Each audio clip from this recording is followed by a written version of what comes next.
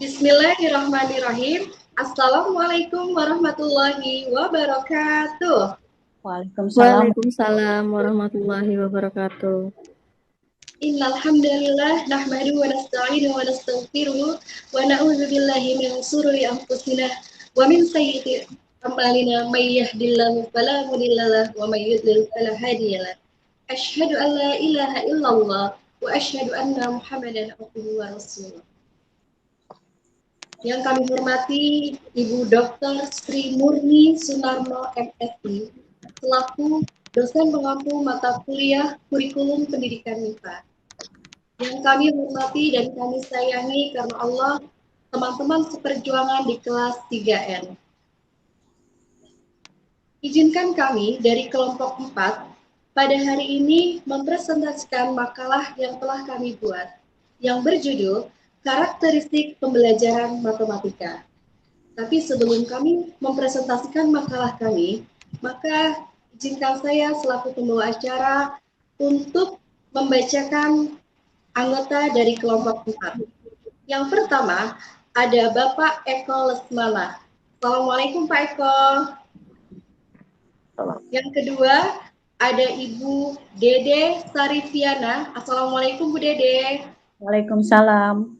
Lalu yang ketiga ada Ibu Septi Hasgrianti. Assalamualaikum Bu Septi. Waalaikumsalam. Lalu ada saya sendiri dengan Ibu Dewi Purwaningsih. Adapun presentasi pada hari ini akan dipandu oleh moderator kita Bapak Eko Lesmana. Baik, tanpa berpanjang kalam, maka mari kita mulai saja presentasi pada hari ini. Kepada Bapak Eko Lesmana selaku moderator dari kelompok 4, kami persilahkan. Silakan Pak Eko. Baik, terima kasih kepada Ibu Dewi Purwaningsih. Assalamualaikum warahmatullahi wabarakatuh. Waalaikumsalam warahmatullahi wabarakatuh. Alhamdulillahirabbil alamin. Wassalatu wassalamu ala asrofil anbiya'i wal mursalin Sayyidina Muhammadin wa ala alihi wa sahbihi ajmain. Rabbi shrah sadri wa yassir li amri wahlul 'uqdatam min lisani yafqahu qawli. Terima kasih kepada Ibu Dewi Purwaningsih yang memimpin acara atau sebagai MC ya, yang akan dilanjutkan untuk presentasi makalah kita, dan saya sebagai moderator sekaligus menyampaikan materi tahap pertama, bagian pendahuluan, rumusan masalah, tujuan dan materi mengenai karakteristik pembelajaran matematika.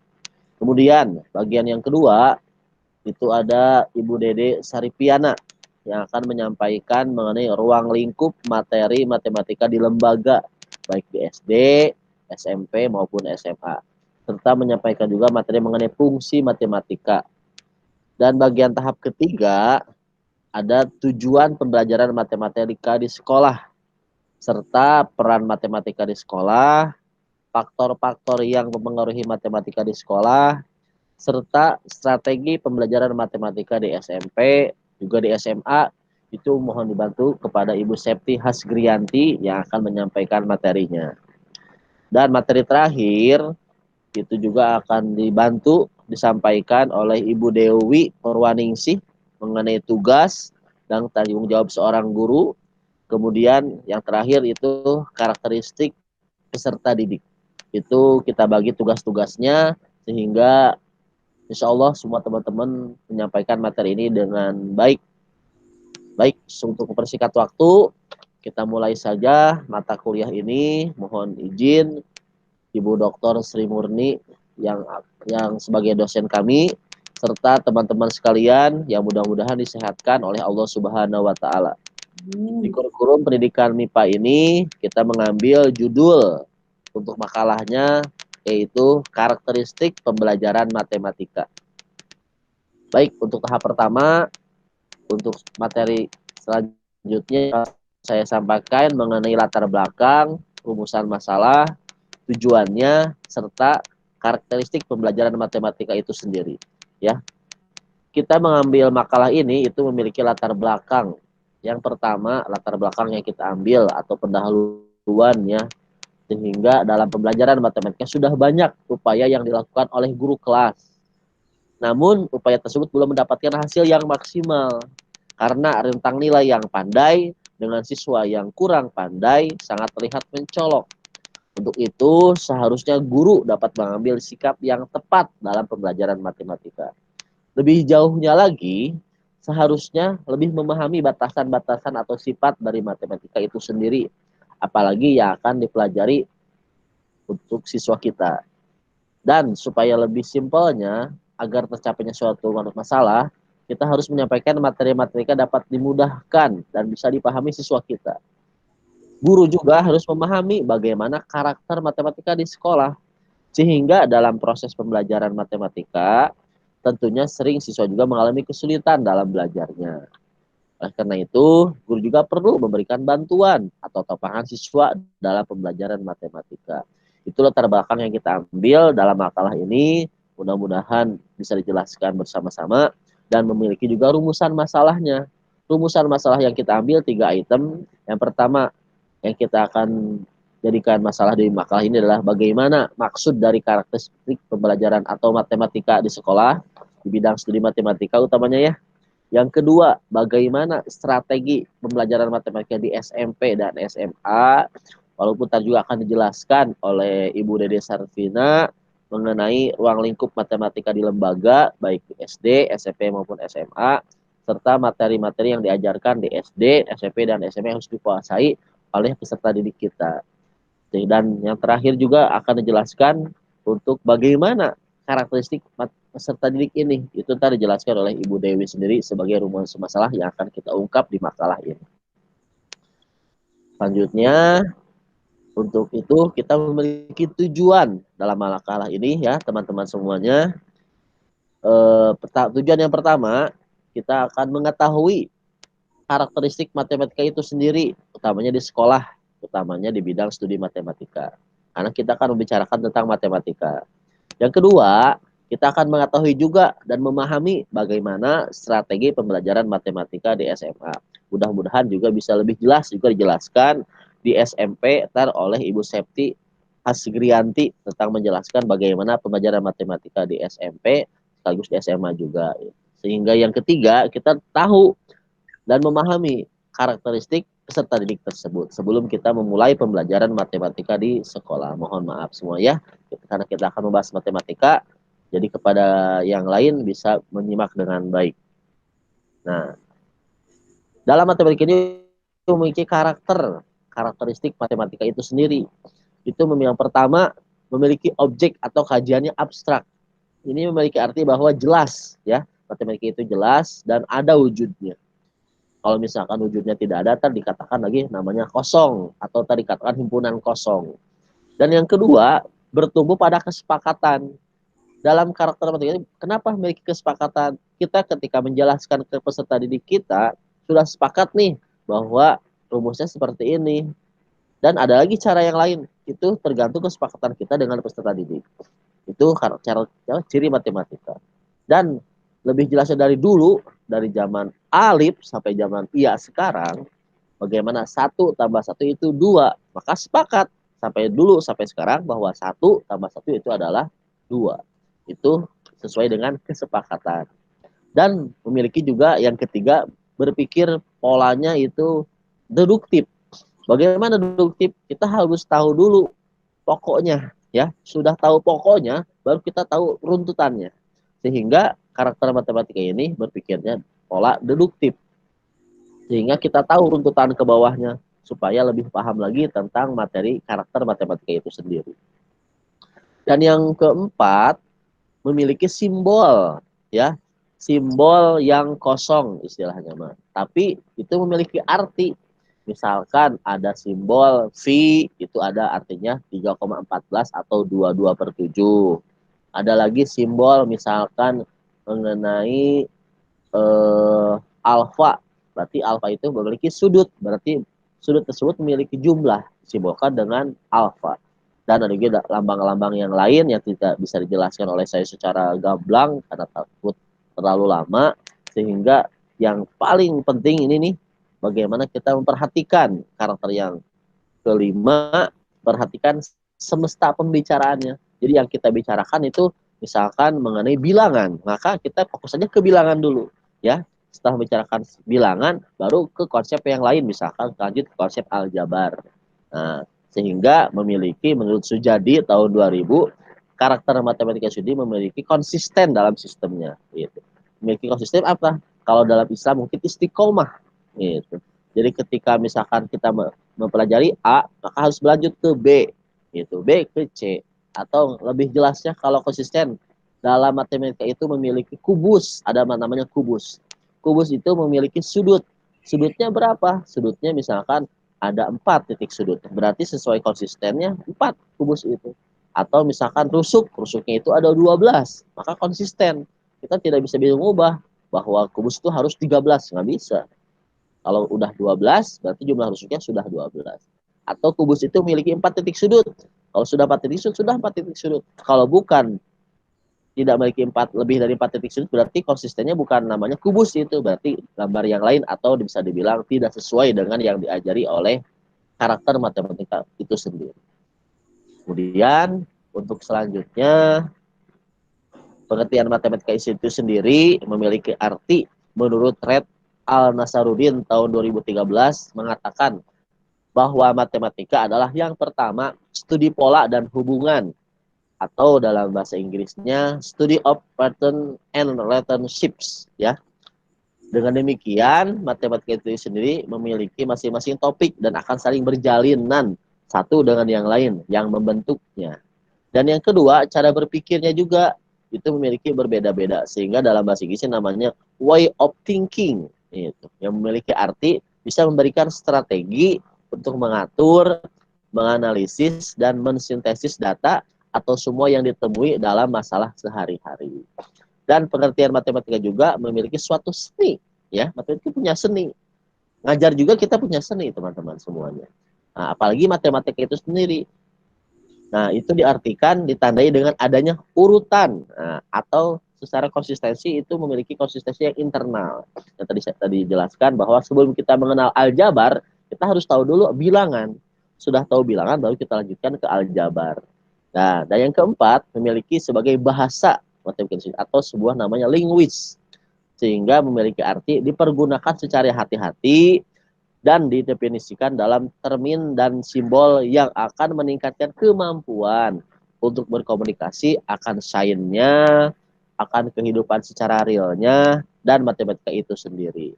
Dan yang terakhir, pengertian matematika itu sendiri sebagai alat atau sebagai tool. Nah, itu yang paling penting, bagaimana kita membuat alat ini nih, alat pembelajaran alat matematika untuk memecahkan suatu masalah. Itu yang penting kita jelaskan ke peserta didik kita, sehingga matematika itu bukan hanya dengan sebuah namanya rumusan yang banyak yang harus dihafalkan oleh siswa, tapi sebuah alat kita jelaskan ke peserta didik untuk dipergunakan, sehingga peserta didik kita mudah-mudahan bisa mempergunakannya dalam kehidupan sehari-hari. Itu yang paling penting, ya, sehingga kita sebagai guru tahu matematika itu bisa memecahkan kehidupan kita dalam sehari-hari. Nah, pengertian matematika di sekolah memiliki arti juga menurut Sujadi tahun 2000. Matematika sekolah adalah unsur-unsur atau bagian-bagian dari matematika yang dipilih berdasarkan atau berorientasi kepada kepentingan kependidikan atau perkembangan iptek. Nah, matematika ini diajarkan di sekolah dan telah dipilih dan disesuaikan dengan jenjang pendidikan tertentu. Dan menurut perkembangan juga menurut tergantung intelek siswa kita. Matematika sekolah memiliki perbedaan dengan matematika ilmu dalam penyajiannya. Nah, seperti misalkan di jurusan matematika sains itu berbeda dengan jurusan pendidikan matematika.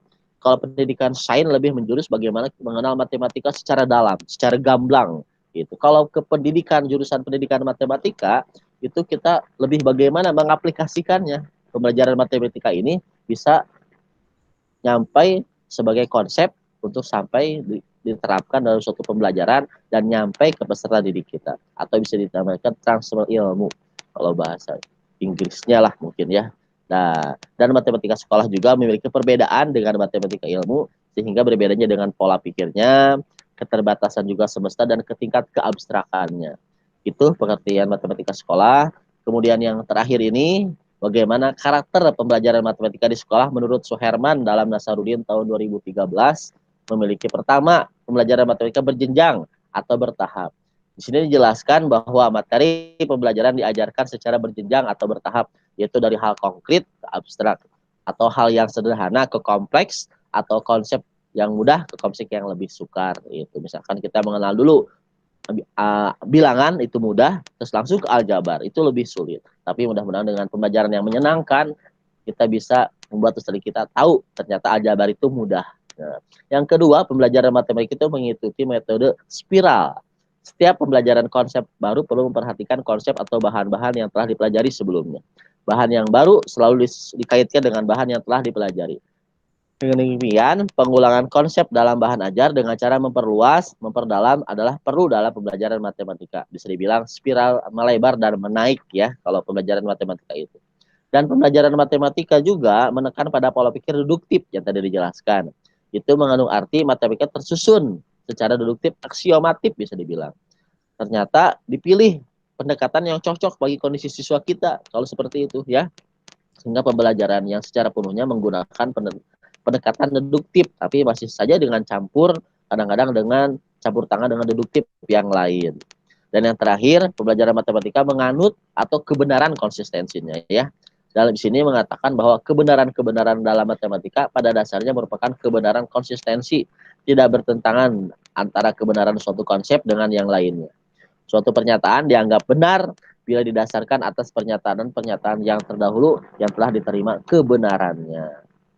Itu tentang karakter pembelajaran matematika. Jadi berbeda bagaimana karakter matematika itu sendiri dengan karakter pembelajaran matematika. Di sini juga dijelaskan menurut Suherman dalam Nasarudi tahun 2013. Baik, dari saya cukup sekian. Mohon maaf apabila ada kekurangan. Kalau ada sumur ladang, boleh kita menumpang mandi. Kalau ada umur yang panjang, boleh kita ketemu lagi ya. Nah, sekarang untuk materi selanjutnya, ada ruang lingkup materi matematika di sekolah, di lembaga pendidikan. Jangan dijelaskan Ibu Dede Sarifiana. Kepada Ibu Dede Sarifiana, saya persilahkan waktu dan tempatnya. Terima kasih Bapak Eko Lesmana. Baiklah, saya akan membacakan materi tentang ruang lingkup matematika di sekolah. Bismillahirrahmanirrahim. Pembelajaran matematika di sekolah diarahkan pada pencapaian standar kompetensi dasar oleh siswa. Kegiatan pembelajaran matematika tidak berorientasi pada penguasaan materi matematika semata, tetapi materi matematika diposisikan sebagai alat dan sarana siswa untuk mencapai kompetensi. Oleh karena itu, ruang lingkup mata pelajaran matematika yang dipelajari di sekolah disesuaikan dengan kompetensi yang harus dicapai, disesuaikan dengan kompetensi yang harus dicapai siswa. Standar kompetensi matematika merupakan seperangkat kompetensi matematika yang dibakukan dan harus ditunjukkan oleh siswa sebagai hasil belajarnya dalam mata pelajaran matematika. Standar ini dirinci dalam kompetensi dasar, indikator, dan materi pokok untuk setiap aspeknya. Pengorganisasian dan pengelompokan materi pada aspek tersebut didasarkan menurut kemahiran atau kecakapan yang hendak dicapai. Merujuk pada standar kompetensi dan kompetensi dasar yang harus dicapai siswa, maka ruang lingkup materi matematika adalah aljabar, pengukuran dan geometri, peluang dan statistik, trigonometri, serta kalkulus. Selanjutnya Pak Eko.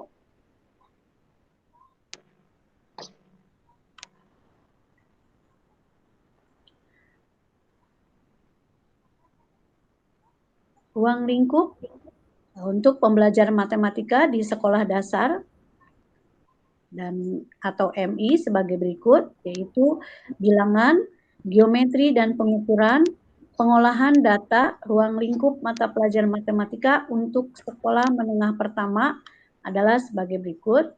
1. Bilangan. Dalam bilangan, materi adalah melakukan dan menggunakan sifat-sifat operasi hitung bilangan dalam pemecahan masalah. Yang kedua, menaksir hasil operasi hitung. Kemudian materi yang kedua, pengukuran dan geometri. Anak bisa mengidentifikasikan bangun datar dan bangun ruang menurut sifat, unsur, dan kesebangunannya. Kemudian melakukan operasi hitung yang melibatkan keliling, luas, volume, dan satuan pengukuran. menaksir ukuran, kemudian mengidentifikasikan sudut dalam pemecahan masalah.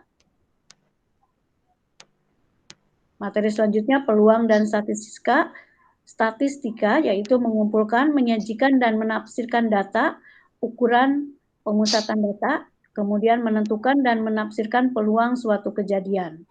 Untuk aljabar, yaitu melakukan operasi hitung pada persamaan, pertidaksamaan, dan fungsi, meliputi bentuk linear, kuadrat, barisan, dan deret dalam pemecahan masalah.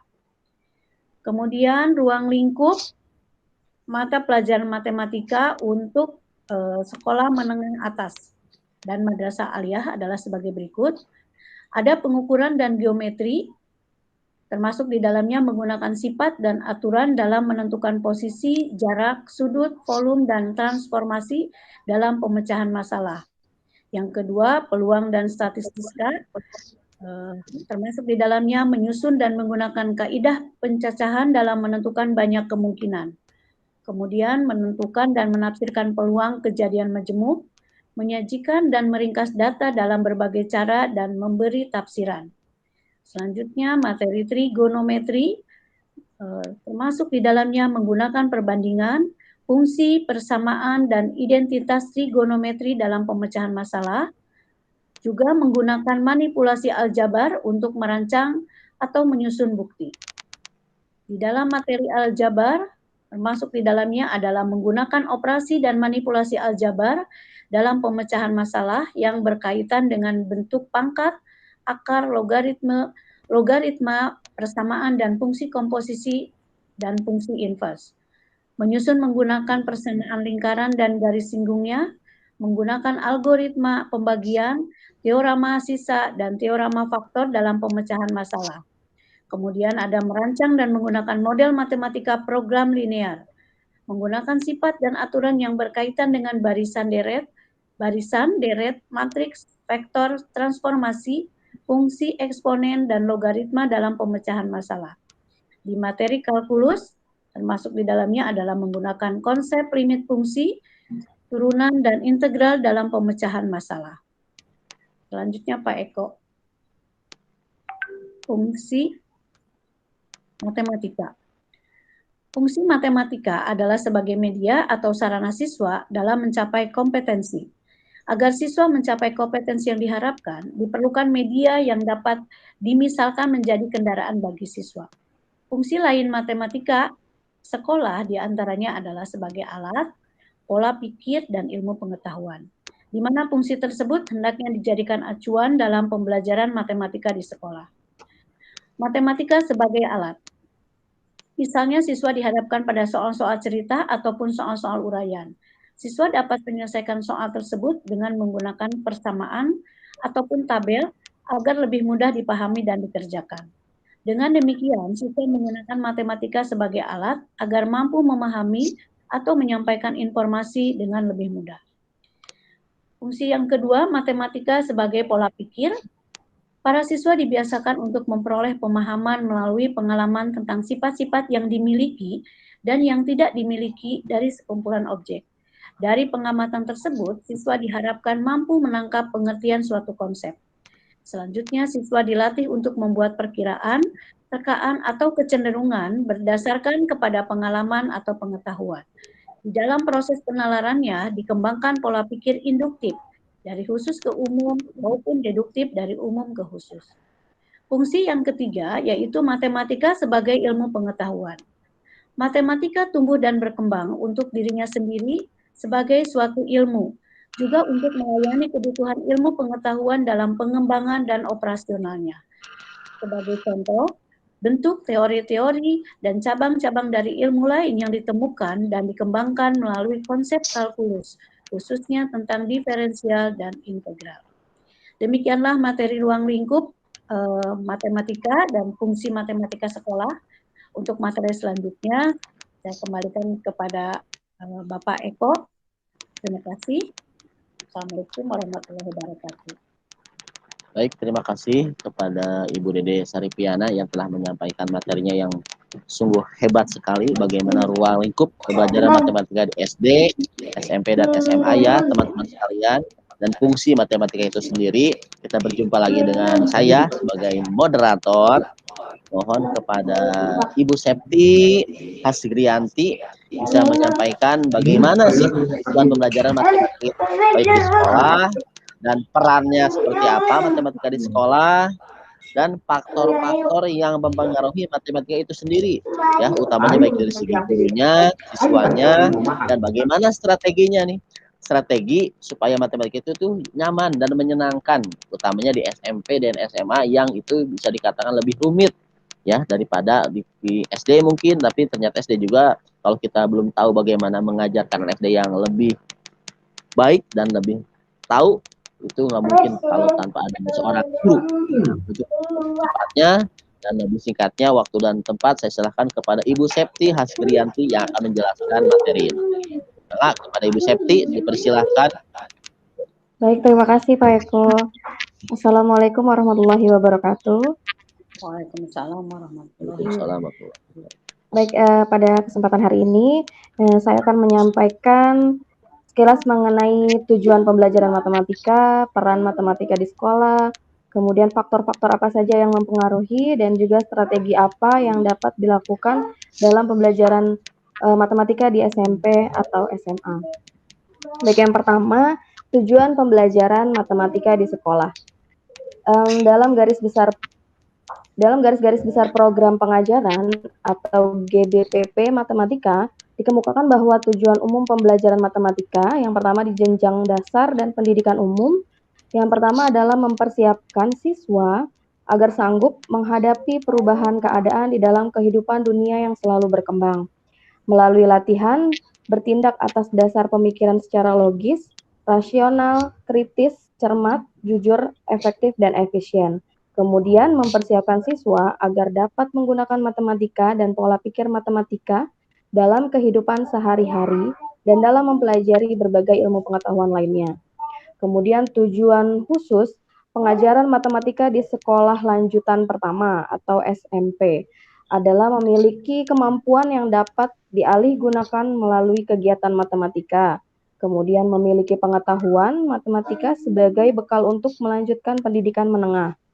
Yang ketiga, mempunyai keterampilan matematika sebagai peningkatan dan peluasan dari sekolah dasar untuk dapat digunakan dalam kehidupan sehari-hari.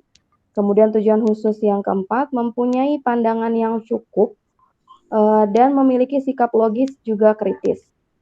Kemudian tujuan khusus matematika di sekolah menengah umum atau SMA, yang pertama adalah siswa memiliki pengetahuan matematika sebagai bekal untuk melanjutkan pendidikan ke pendidikan tinggi. Yang kedua, siswa memiliki keterampilan matematika sebagai peningkatan matematika pendidikan dasar untuk dapat digunakan di kehidupan yang lebih luas.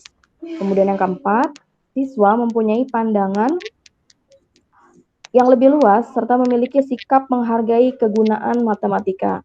Kemudian yang terakhir, siswa memiliki kemampuan yang dapat digunakan atau transferable melalui kegiatan matematika. Dari ketiga jenjang ini, kemudian tujuan ini dipersingkat menjadi tujuan formal dan tujuan material.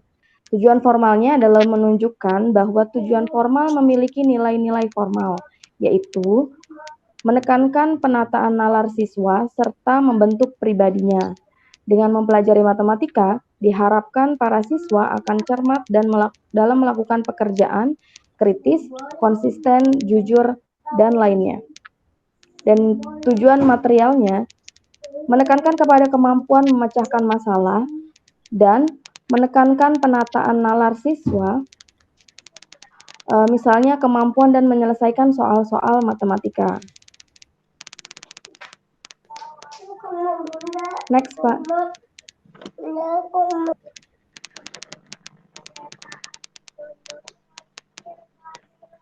Peran matematika di sekolah. Matematika dipelajari untuk perkembangan matematika itu sendiri.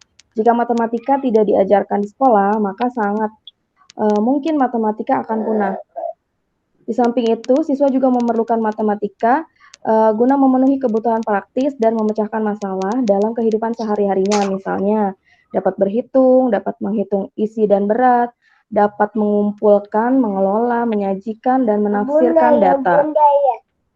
Yang kedua, mengikuti pelajaran matematika lebih lanjut. Matematika dapat membantu memahami bidang studi lain seperti fisika, kimia, arsitektur, farmasi, geografi, ekonomi, dan sebagainya.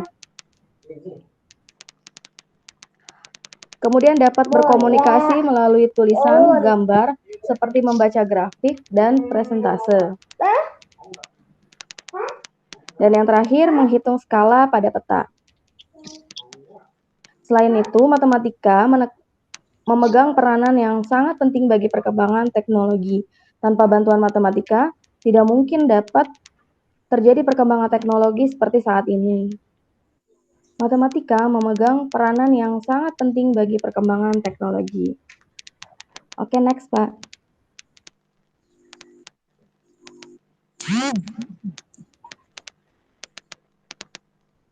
Baik, materi selanjutnya mengenai faktor-faktor yang mempengaruhi matematika di sekolah.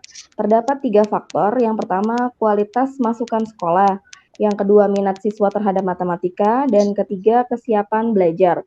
Yang pertama, kualitas masukan sekolah. Kualitas atau kemampuan siswa di sekolah umumnya menurun dibandingkan dengan tahun-tahun sebelumnya.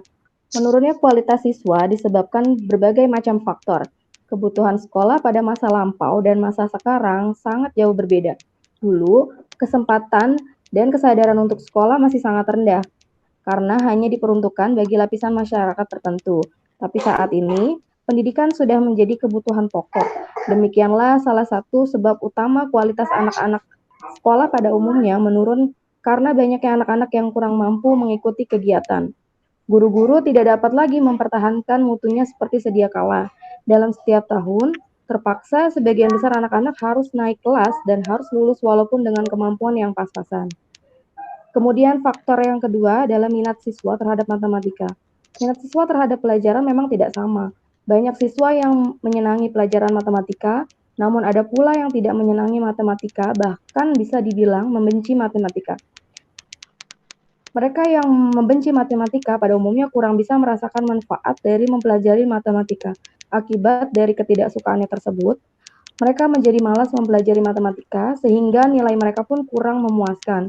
Namun, ada pula siswa yang tadinya membenci matematika menjadi berbalik menyenangi matematika. Kemudian faktor yang ketiga adalah kesiapan belajar. Kenyataan telah menunjukkan bahwa intelektual seorang anak berkembang secara kualitatif. Proses belajar mengajar akan efektif bila kemampuan berpikir anak diperhatikan. Proses belajar mengajar dikatakan sukses apabila transfer belajar, yaitu materi pelajaran yang disajikan oleh guru, dapat diserap ke dalam struktur kognitif siswa. Jadi, siswa dapat memahami materi tersebut bukan hanya menghafalkannya. Baik, selanjutnya mengenai strategi pembelajaran matematika di SMP atau SMA. Next, Paiko. Dalam pembelajaran matematika di sekolah, slide sebelumnya, Pak. Iya, strategi pembelajaran matematika di SMP dan SMA. Dalam hal ini terbagi menjadi dua, dilihat dari segi guru dan juga dilihat dari segi siswa. Strategi yang dapat dilakukan dari segi guru, yang pertama, guru aktif dalam memantau kegiatan belajar siswa, memberi umpan balik, mengajukan pertanyaan yang menantang, dan mempertanyakan gagasan siswa. Kemudian, mengembangkan kegiatan yang beragam, membuat alat bantu belajar yang sederhana. Dalam hal ini, guru dituntut untuk lebih kreatif. Kemudian, efektif dalam menyampaikan tujuan pembelajaran. Dan berikutnya, strategi berikutnya dari segi guru adalah pembelajaran tidak membuat anak takut salah, takut ditertawakan, dan takut dianggap sepele. Dalam hal ini, membuat kegiatan belajar menjadi menyenangkan. Kemudian strategi pembelajaran matematika dari segi siswa. Siswa aktif dalam bertanya apabila belum mengerti atau belum paham, mengemukakan gagasan, mempertanyakan gagasan orang lain dan gagasannya sendiri. Kemudian siswa merancang atau membuat sesuatu seperti menulis atau mengarang. Dalam hal ini siswa dituntut untuk menjadi lebih kreatif. Kemudian siswa menguasai keterampilan yang diperlukan. Dan dari segi siswa, strategi dari segi siswa yang keempat adalah menyenangkan. Pembelajaran membuat siswa berani mencoba atau berbuat, berani mengemukakan pendapat, berani mempertanyakan gagasan orang lain.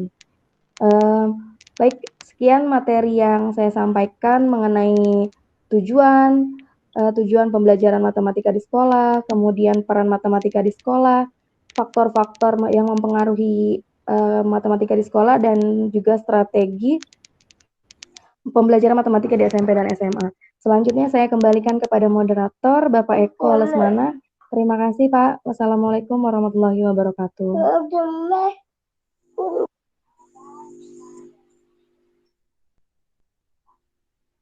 Baik, terima kasih kepada Ibu Septi Haskrianti yang Masya Allah bagaimana menampilkan materinya sungguh luar biasa. Mudah-mudahan materi yang disampaikan di makalah kita, utamanya barusan Ibu Septi, yang menyampaikan materi-materi mengenai tujuan, peran matematika, faktor-faktor yang mempengaruhi, serta strateginya seperti apa, mudah-mudahan itu bisa tersampaikan dan bisa tersimak oleh teman-teman semua di kampus, baik di rumah masing-masing juga, utamanya di kelas 3N ya, yang insya Allah menjadi calon semuanya magister di tahun 2021 ini. Baik, untuk selanjutnya akan kita dengarkan dan kita simak yang Masya Allah, ini materi terakhir dari Ibu Dewi Purwaningsih yang kalau disampaikan sama beliau mengenai tugas dan tanggung jawab seorang guru. Nih, tugasnya apa sih seorang guru itu dan tanggung jawabnya? Dan bagaimana setelah kita tahu tugas kita sebagai guru, mungkin ada yang jadi guru dan tanggung jawabnya, dan sekarang kita harus tahu dulu bagaimana karakter peserta didik kita. Nah, setelah tahu kita karakter peserta didik kita, ya insya Allah itulah kita sebagai guru menjadi guru-guru yang istiqomah dan mendapatkan pahala dari Allah Subhanahu wa Ta'ala. Baik, untuk materi selanjutnya kepada Ibu Dewi Purwaningsih, saya persilahkan waktu dan tempatnya. Maka kepada Ibu Dewi dipersilahkan. Baik, terima kasih Pak Eko sudah memberikan kesempatan kepada saya. Bismillahirrahmanirrahim. Mohon izin kepada Ibu Dr. Murni dan juga teman-teman sekalian, saya akan memaparkan terkait dengan tugas dan tanggung jawab seorang guru ya, khususnya dalam hal ini kita membahas tentang matematika ya, guru matematika. Yang pertama, adapun tugas dan tanggung jawab seorang guru adalah guru bertugas sebagai evaluator. Nah, ini merupakan hal yang sangat terpenting. Evaluator itu sendiri adalah menilai, dan menilai itu merupakan hal yang sangat penting yang harus dilakukan oleh seorang guru. Kenapa? Karena ini merupakan penilaian dari rangkaian pembelajaran, di mana setiap pembelajaran pada akhirnya harus ada nilai yang dilihat, baik secara kuantitatif maupun kualitatif.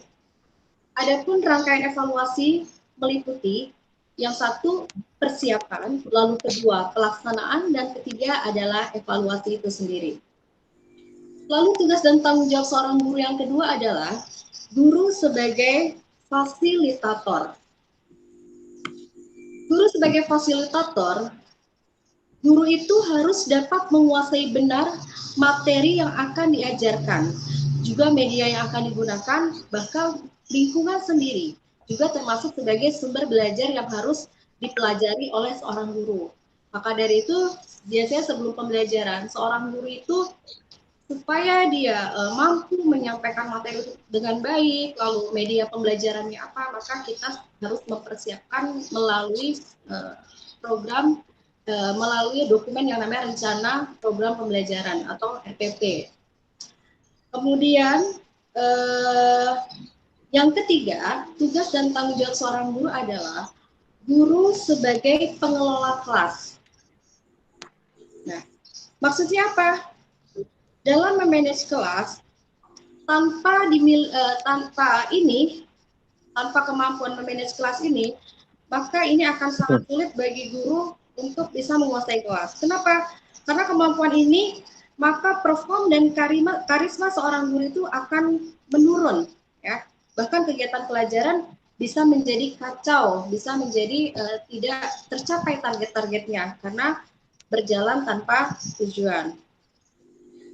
Lalu guru juga sebagai pengelola kelas itu dilakukan agar peserta didik itu betah tinggal dalam kelas dengan motivasi yang tinggi untuk senantiasa belajar di dalamnya. Ya, jadi kita harus mampu, seorang guru itu harus mampu mengelola kelas itu dengan sebaik-baiknya. Lalu fungsi guru juga sebagai pengelola kelas yang berikutnya adalah bagaimana guru mampu merancang tujuan pembelajaran, mengorganisasi beberapa sumber pembelajaran, memotivasi, mendorong, dan menstimulasi siswa.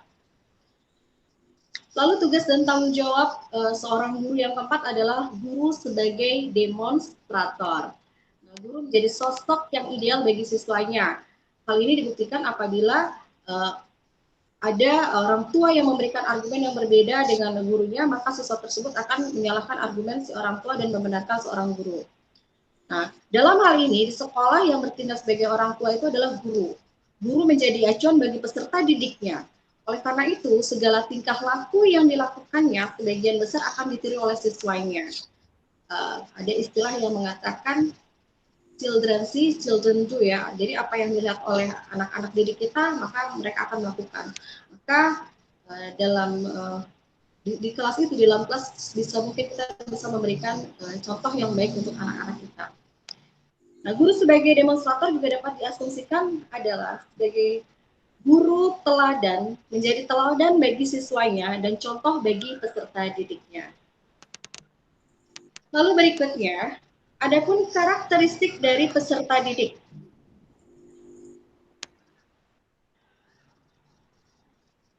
Peserta didik adalah anak yang karena ketergantungannya menimbulkan tanggung jawab pendidikan pada orang yang lebih mengerti, sehingga secara sengaja orang tersebut menyampaikan kepada peserta didik. Adapun beberapa karakteristik anak didik yang perlu dipahami oleh pendidik, terutama dalam rangka melaksanakan praktek pendidikan, adalah sebagai berikut. Yang pertama, seorang guru itu harus mampu memahami anak didik itu adalah sebagai subjek. Maksudnya apa? Maksudnya yaitu pribadi yang memiliki kepribadian dan kebebasan dalam mewujudkan dirinya untuk mencapai kedewasaan. Lalu yang kedua, anak didik sedang berkembang. Setiap anak didik ini memiliki perkembangan. Dalam setiap proses perkembangan tersebut sesuai dengan tahapan-tahapannya. Lalu yang ketiga, karakteristik anak didik yang ketiga adalah anak itu hidup dalam dunia tertentu. Maksudnya apa? Jadi setiap anak didik hidup dalam dunianya yang sesuai dengan tahap perkembangannya, jenis kelaminnya, dan faktor-faktor lainnya ya. Lalu yang keempat, anak didik hidup dalam lingkungan tertentu. Anak didik adalah subjek yang berasal dari keluarga dengan latar belakang lingkungan alam dan sosial budaya tertentu. Oleh karena itu, anak didik akan memiliki karakteristik tertentu yang berbeda-beda sehingga akibat pengaruh lingkungan di mana ia dibesarkan atau dididik. Lalu yang kelima, setiap anak didik memiliki kekurangan dan kelebihan. Yang kelima, mohon maaf, anak didik memiliki ketergantungan kepada orang dewasa. Maksudnya apa? Setiap anak didik itu memiliki kekurangan dan kelebihan. Itu adalah memang Allah yang sudah berikan ya. Jadi kita sebagai fasilitator ya harus mampu bisa memahami kelebihan dan kekurangan tersebut. Jadi dalam perjalanan hidupnya anak itu masih memerlukan perlindungan, anak masih perlu belajar berbagai pengetahuan, perlu latihan dan keterampilan. Dan anak belum tahu mana yang benar dan salah, yang baik dan yang tidak baik, serta bagaimana mengantisipasi kebutuhannya di masa depan. Maka tugas kita sebagai seorang guru harus mampu untuk bisa memahami karakteristik anak tersebut. Lalu yang terakhir adalah anak didik memiliki potensi dinamika. Jadi bantuan orang yang lebih dimengerti, yang lebih mengerti pendidikan, agar anak didik menjadi dewasa dan berpengetahuan akan mungkin dicapai oleh anak-anak didik kita. Baik, Pak Eko, mungkin itu saja yang saya sampaikan. Mohon maaf atas segala kekurangannya. Terima kasih. Berikutnya saya kembalikan kepada moderator kita, Bapak Eko Lesmana. Silakan Pak Eko. Terima kasih kepada Ibu Dewi Purwaningsih yang Masya Allah barusan bagaimana menyampaikan materinya yang sungguh luar biasa ya teman-teman. Dan Bu dosen dari kami mohon maaf mengenai materi dan makalah yang disampaikan kurang maksimal. Mudah-mudahan kita bisa lanjutkan dengan sesi selanjutnya yang bisa kita atur di sesi chat ya WA teman-teman ya. Bagaimana teman-teman semua mengetik chatnya dengan kecepatan tangannya, baik yang memberikan pertanyaan, yang menjawab pertanyaan, dan juga yang menyanggah pertanyaan. Karena kita di zaman teknologi ini harus update atau harus ada kecepatan.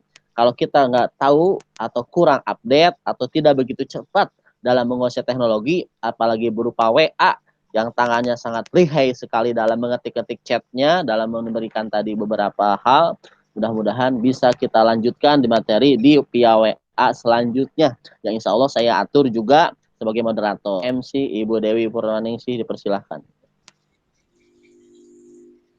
Baik, terima kasih kepada Bapak Eko Lesmana yang sudah luar biasa semangatnya ya, memandu menjadi moderator pada presentasi makalah dari kelompok 4 yang berjudul Karakteristik Pembelajaran Matematika. Memang presentasi kami jauh dari sempurna, karena sesungguhnya kesempurnaan itu milik Allah. Nanti kita bersama-sama akan coba kritisi, kita koreksi sama-sama, kita diskusi sama-sama di grup WhatsApp yang juga akan dipandu langsung oleh moderator kita, Bapak Eko Lesmana. Baik Ibu Dr. Murni dan juga teman-teman semua ya, maka berakhir sudah presentasi kami pada hari ini. Kami dari kelompok 4 mohon maaf apabila dalam penyampaiannya masih banyak hal-hal yang kurang, masih ada kata-kata yang kurang pas, kurang berkenan ya. Mohon dibukakan pintu maaf yang sebesar-besarnya.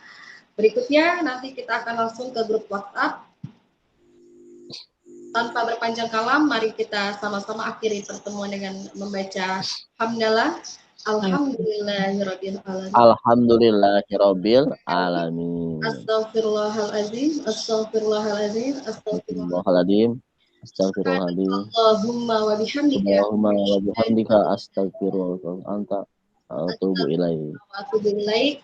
Saya Dewi Purwaningsih selaku pembawa acara, mohon maaf apabila ada kata-kata yang salah. Terima kasih atas perhatiannya. Kami pamit undur diri dari kelompok 4. Wassalamualaikum warahmatullahi wabarakatuh. Waalaikumsalam. Waalaikumsalam warahmatullahi wabarakatuh. Nah,